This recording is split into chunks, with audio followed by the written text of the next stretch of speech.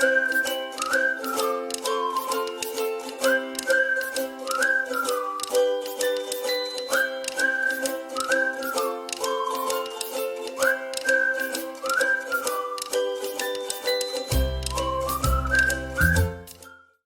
some of them were scary, and some of them could have really been troublesome.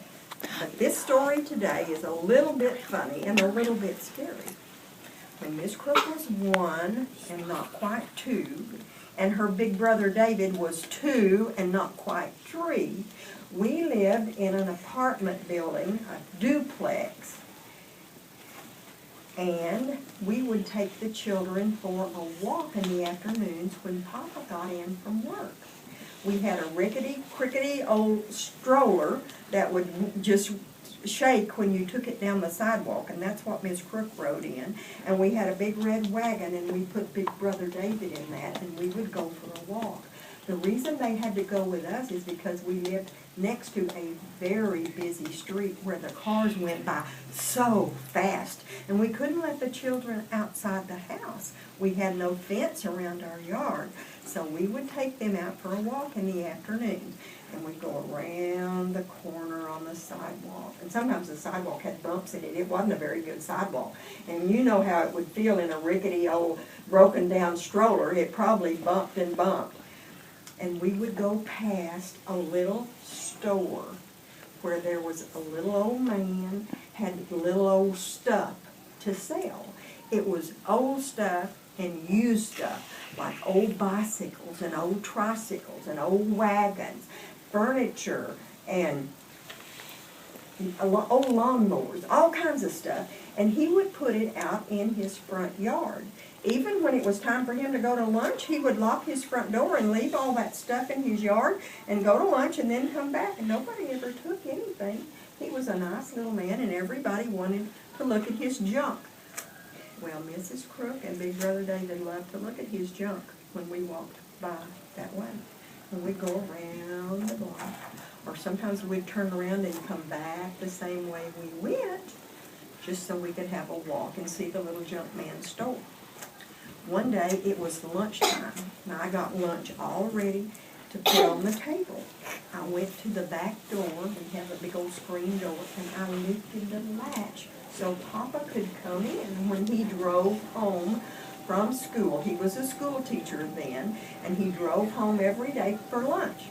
So I opened the back door, and when Papa got home, I called the children, and I said, "David and Jill, it's time for lunch." And they did not come. And so I said, well, I'm going to have to go see what they're doing. And I went in the front part of the house, and I couldn't find them. And I went to the front door, and the front door was locked. There was no way they could have gotten out the front door. I opened the door to look on the porch just to be sure they didn't go out on the porch, but they weren't there. So I came back through the house, and I said, Papa, I can't find David and Jill. I wonder where they could be. So we went out in the backyard where Papa had parked the car, and we looked around and around the car, and they weren't there.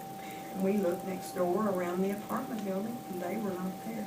And we could see through the alleyway all the cars that were going down the street so fast. And my heart just started pounding because I thought my little children are very, very small. They could really get hurt if they got over there by those fast-moving cars. So we began to call, David, Jill, where are you? And we went around the corner to the little junk man store, and what do you think we saw? We saw her, Mrs. Crook. I know her big brother helped her. She got up into this baby chair that had a tray table around it, and the baby sits in the middle. And you know, you put toys around the baby or whatever, you can put a baby in it. Well, she was sitting up in the middle of that little chair, just a-grinning, just like she had just done the best thing in the world. And Big Brother David was over by an old high chair that the little junk man was trying to sell. And he was climbing. He was just about to put his second leg over the top of that high chair to get in it. And they were going to watch the cars go by, I guess. I don't know what they were doing over there at the little junk man store without us. We were so scared. And Papa got Big Brother David out of that high chair, and I got Miss Crook out of that little chair she was sitting, and we pat, pat, pat, pat, pat on their bottom really good.